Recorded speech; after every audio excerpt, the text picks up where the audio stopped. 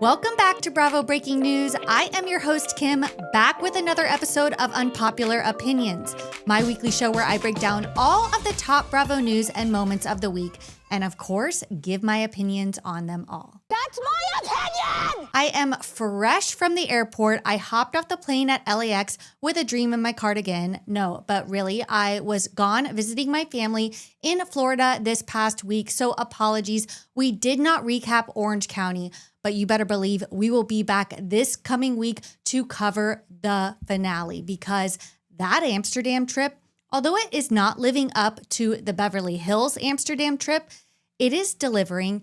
And that finale episode, when everybody is going after Gretchen, I cannot wait to witness that. So make sure you guys tune in on Friday for our recap.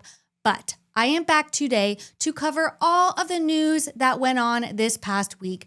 There have been so many headlines as per usual. We've got some updates from previous weeks. I gotta talk about this week's episode of The Real Housewives of Salt Lake City and something that happened in the housewives world that brought me so much joy, and I think it's going to bring some to you as well. I'm gonna get into it all, but before I do, hit that subscribe button if you are watching on YouTube and drop your opinions in the comments below. And if you are listening as a podcast, please drop us a rating and review us. I love to see your reviews and it helps us grow. Also, just a little announcement. We are just weeks away from BravoCon in Las Vegas.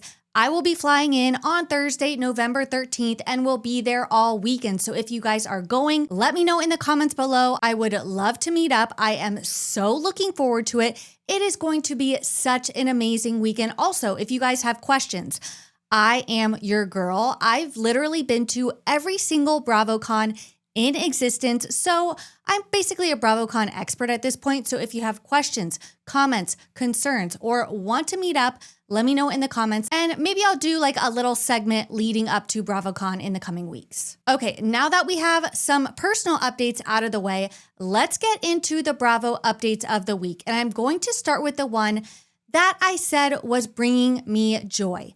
And that is the Radio Andy 10th anniversary party that happened in New York just this past weekend. And normally something like this probably wouldn't make news, but to me, this was the biggest news of the week. And that is the reunion of the OG Real Housewives of New York. Guys, when I saw Andy's story from this party, and the first person at this party was Ramona Singer. Wow, Ramona. It's so good to see you.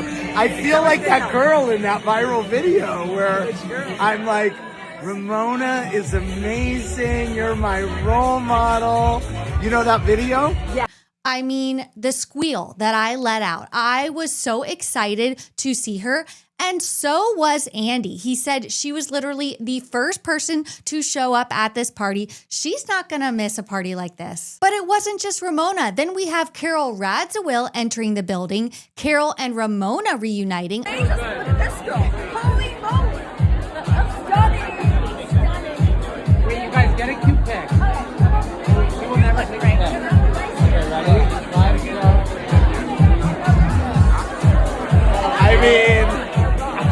I mean, the smile on Andy's face said it all. He loves these women. He gets so much fun and entertainment from these women, as do we.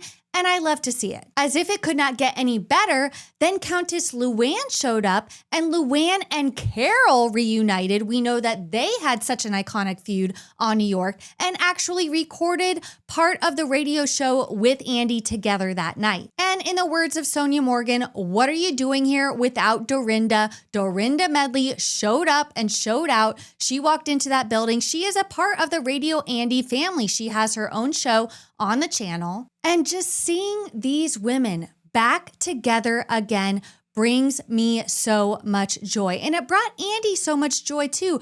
You could tell he was posting from the event. Of course, there are a lot of people in the Radio Andy family and a lot of attendees at this party. But if you watched his stories, it was mainly the RHONY women. Guys, we are not the only ones that want these ladies back. I think Andy, from his reaction, wants them back too. But Are they kind of problematic? And did they have issues with the network in the past? Of course, I'm talking about Ramona Singer specifically, but it was just so good to see them back together again, back together, reuniting. And if this wasn't proof that we need them back on our screens, I will die on this hill, guys. I know that we are probably going to be getting some sort of Real Housewife of New York announcement at BravoCon or before BravoCon of what they are going to do with the upcoming season with the reboot. Now, I don't think they're going to scrap the reboot. I actually have heard that they're going to keep maybe 2 to 3 of the reboot wives and then add in some newbies to kind of do a reboot of the reboot because it was obviously not working. But I do think that these RHONY legacy women deserve their own show. We need to see what they are up to now, and why Bravo hasn't done that already truly boggles my mind. But I loved to see it. I loved how happy Andy was to see them as well. And it just brought me so much joy. You know, Bravo and the Real Housewives sometimes can be very, very dark. I mean, all of the legal issues going on, the storylines about roofing, I mean, it gets very, very dark. But these women, there was always just a lightness to them. Of course, did bad, terrible, dark things happen during those OG seasons? Yes. But the way that they handled it and the way that they just lived their day-to-day lives, I mean, you can watch Ramona talk for 15 seconds on Instagram stories and just have a smile on your face because she is just delusional in the absolute best way and so just naturally and unintentionally funny. These women bring the comedic relief that we're missing on some of these shows right now. So that's my soapbox for this week. I will stand on it proudly. We need these women back on Bravo in some way, shape, or form. And I think Andy would be here for that as well, whether it's their own spinoff. We've already done an Ultimate Girls Trip with the RHONY Legacy girls. I think we need an extended version of that. Or, you know, following them, they live in New York. Now some of them live in Palm Beach in South Florida. We just need to follow them. I don't really care what the format is. We just need them on our screens again. And I think some of them will be at BravoCon too. I cannot wait to see them. Okay, so let's jump from the joy and lightness that the RHONY ladies bring to the darkness that is the Real Housewives of Potomac right now. And that is because, of course, Wendy's legal issues.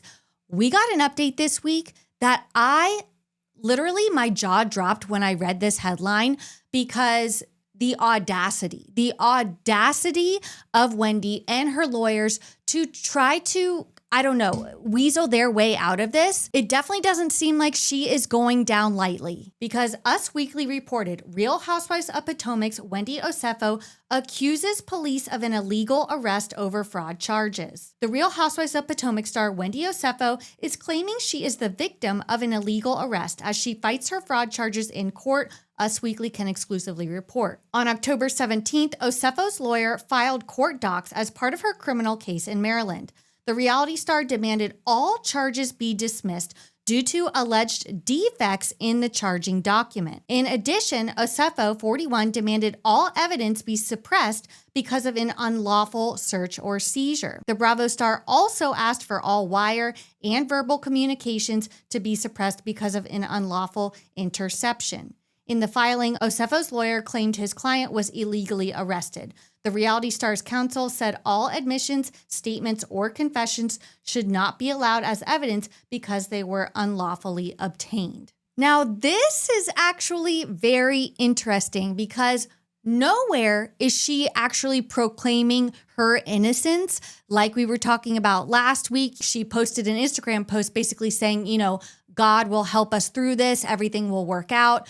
But this is actually saying, no, I'm not innocent, but everything that they obtained in the search of my house, in the search of my documents, in the warrant and everything was illegally done. Like, I don't know about that. Is it just me or does this seem like a stretch? It almost seems as if defense lawyers, this is just their first move in basically, trying whatever they can to see what sticks and basically accusing the police of doing something illegally if there was any sort of mistake in their process and all of this, that they may be able to lessen the charges. But like I said last week, there is too much evidence for this to just be a mistake. It seems like they really took their time kind of investigating Wendy, investigating Eddie, going through the house, going through these items, the insurance cases, all of that, for this to just be a mistake. And a lot of people also pointed out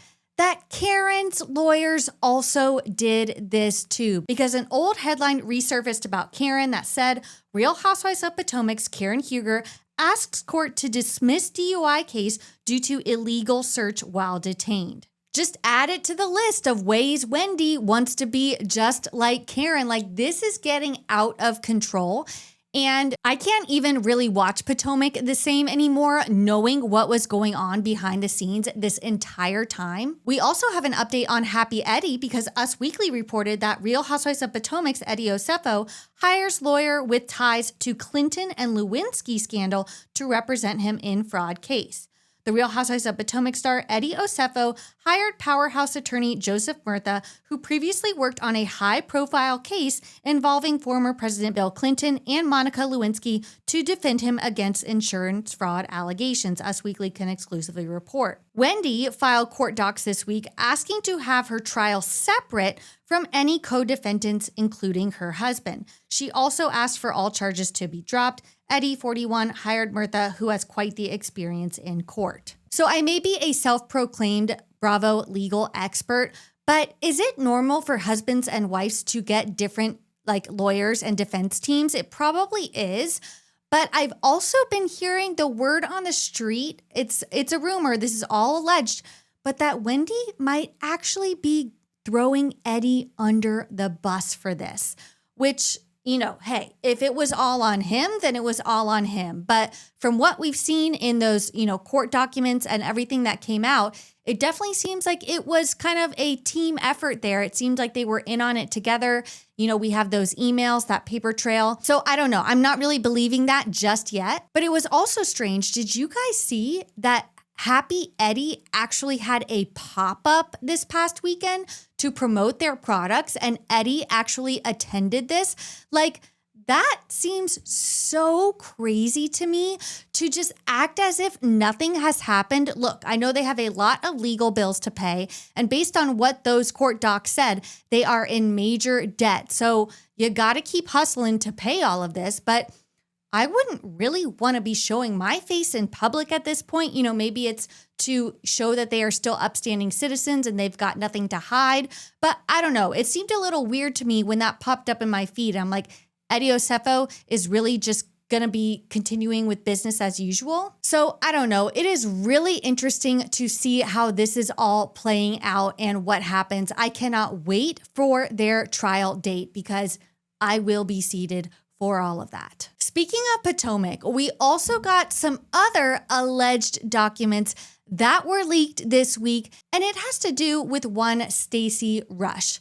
She is absolutely my queen, guys. I love her so much. I mean, the aloofness and delusion of this woman is what makes her a top tier housewife, let alone the QVC background. There is just something about her that is so enthralling. Every time she's on screen, I absolutely cannot look away. But Bravo and Cocktails dropped an absolute bomb when they posted the alleged contract between Stacy and TJ from last season. The contract reads, I, Stacy D. Rush, willingly enter this agreement with Thomas Anthony Jones Jr.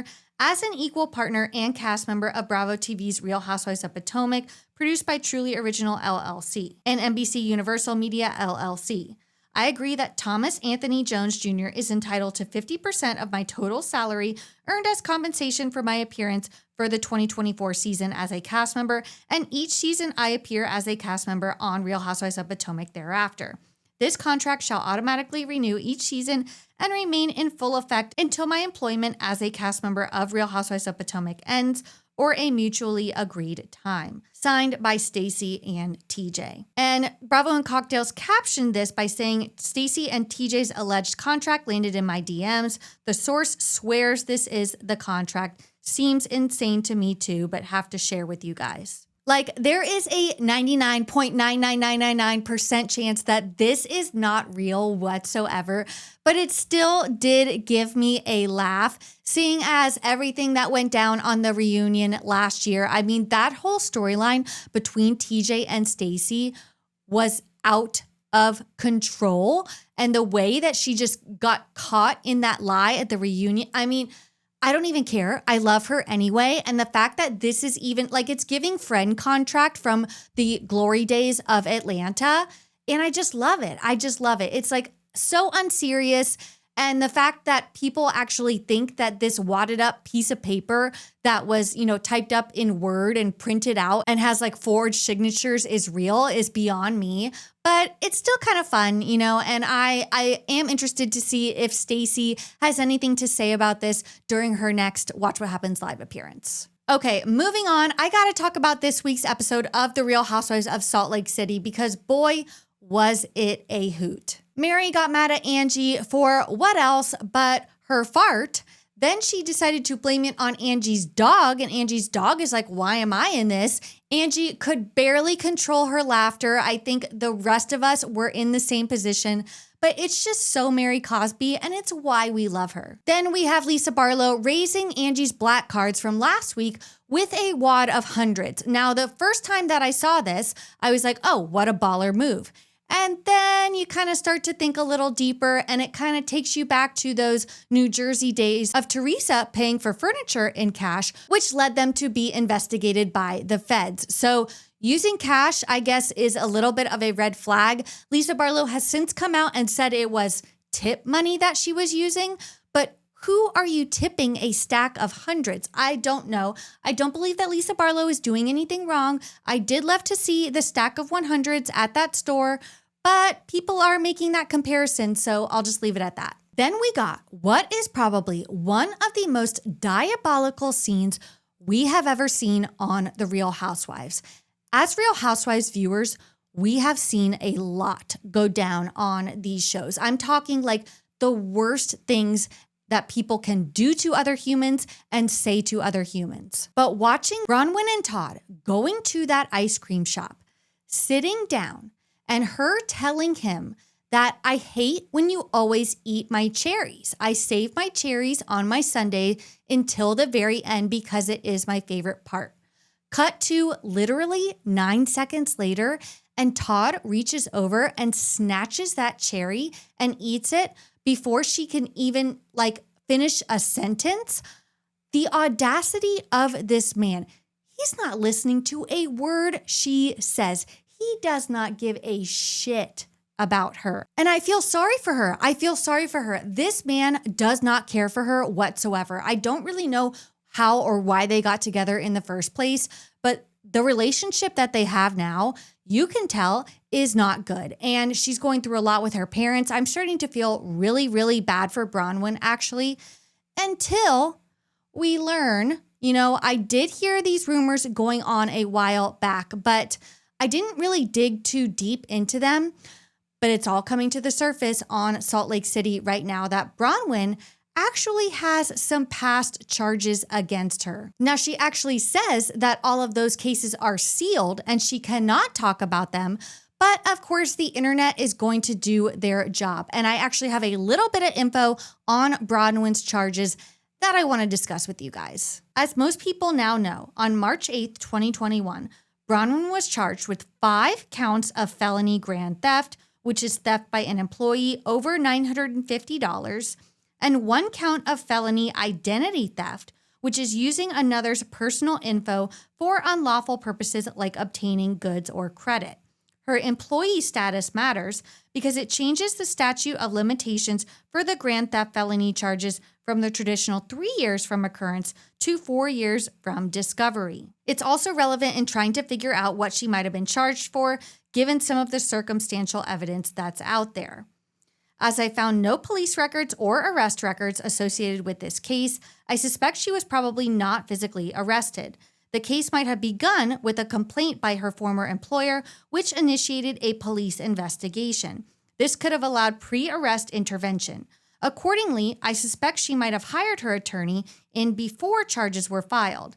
This might have made it possible for her to negotiate with the DA's office for something like a courtesy summons for arraignment in lieu of a warrant being executed. This happens with some frequency in white-collar crimes.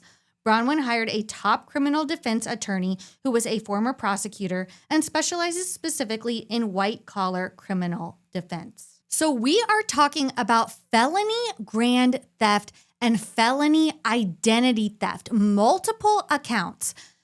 This is actually insane. It appears that all of this happened when she was working for a former employer. Do we know exactly what happened?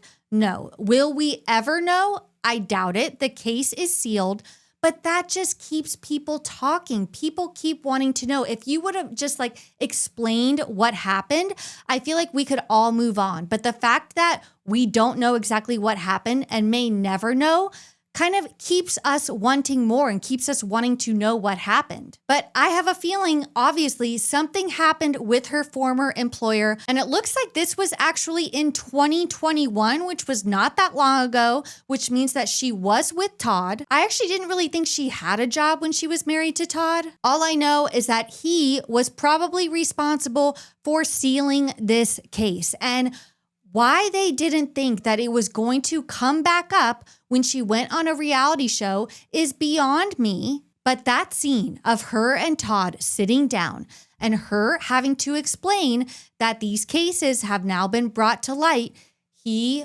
oh my gosh, is not happy. I mean, he's basically more of her father than her husband at this point. The way she acts around him, I know you're disappointed in me. I know it's going to be so hard. It's honestly tough to watch. And I never wish this on anybody, but guys, I don't know how much longer they are going to last if Bronwyn continues on this show. I think it's good for her to make a name for herself, make a career for herself outside of her marriage to Todd. But you can tell Todd wants nothing to do with this show. And the fact that it is putting a negative light on him and his family, I don't think he's going to be here for it, guys. I think we might be seeing the demise of their relationship in the coming seasons on Salt Lake City. Also, why is Bronwyn blaming all of this on Lisa with absolutely no evidence pointing to Lisa at this point? It was actually Whitney and Angie that brought this to light on camera, Whitney specifically. But the fact that she's I know Lisa Barlow's behind this. I know she's been digging it up on me. They actually just made up a couple weeks ago on camera. So the fact that she actually thinks Lisa Barlow is up to all of this behind her back, I'm not buying it. And I don't think that it's fair that she jumped to that conclusion. But we know it's going to all go down on that yacht on this week's episode. So I'm ready to see that. Did you guys also catch the premiere of Wife Swap this week with Angie K? I loved it. It's just a fun little show. I think it's only going to be 4 episodes, 1 episode per wife. I did like to see Angie K totally out of her element. I mean, to go to that house that is completely off the grid and didn't even have running water. I feel like Angie K probably got the short end of the stick. I don't think the other women are living like Angie K had to live, but she totally made the best of it. She loved that family. She loved those kids. And it was just fun to see how she interacted with the new family and the wife interacted with hers. I love this idea on Bravo, and I hope that we continue with other wives in the future. We also got another update regarding the Real Housewives of Salt Lake City, and that is Heather Gay is actually getting her own spinoff, a 3-part series called Surviving Mormonism. She's basically going to be interviewing, ex-Mormons who are detailing their alleged abuse from the Mormon church. Now, this I am going to be very interested in because this is kind of Heather Gay's brand. She was Mormon for a very long time, finally got out of it, and I think wants to help others do the same.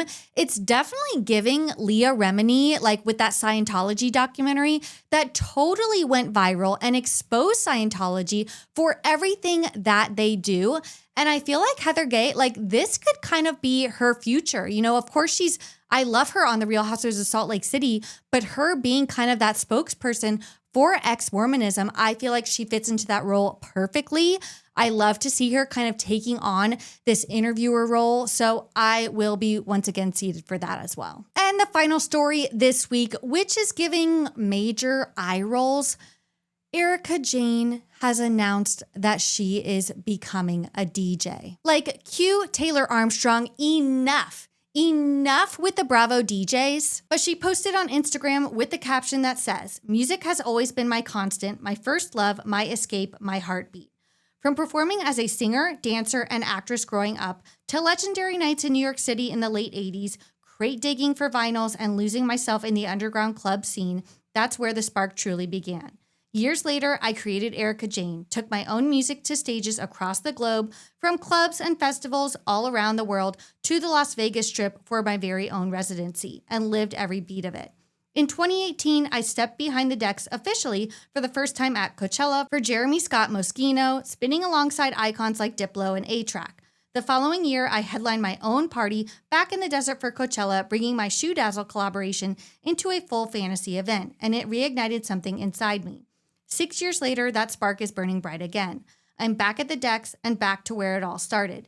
Introducing DJ Pretty Mess, fueled by the same love for music that's always been in my soul."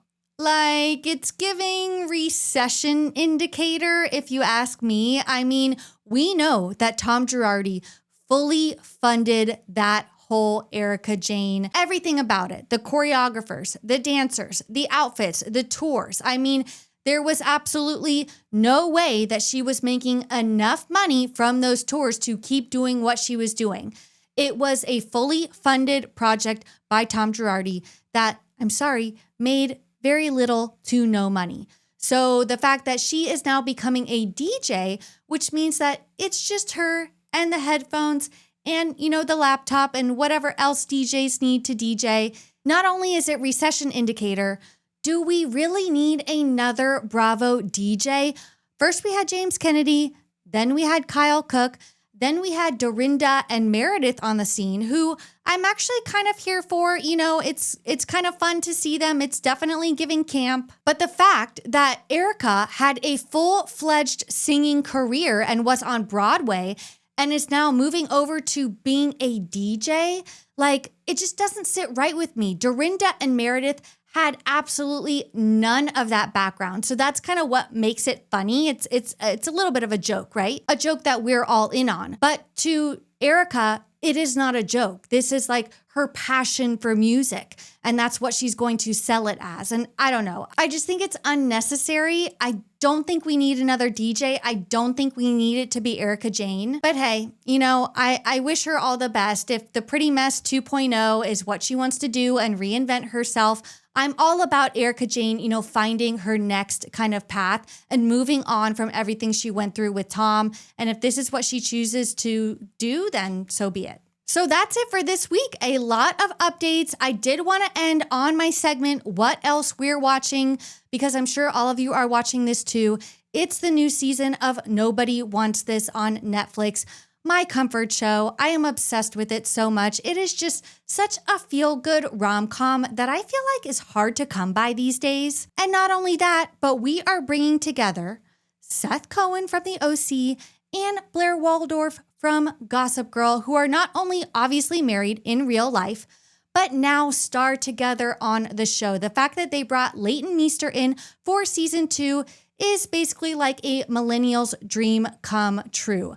I love seeing them together on the red carpets at the premiere, but the fact that they are in this show together with Kristen Bell and the rest of the cast, who is phenomenal, just makes it that much better. So definitely tune into that. I basically binged it in one sitting. If you guys have other show recs, definitely drop them in the comments below. And that's it for this week. Thank you guys so much for tuning in. If you're watching on YouTube, make sure to hit that subscribe button. And if you are listening as a podcast, once again, drop us a review, drop us a rating. I always love to see it. It helps us grow, and we appreciate your support so much.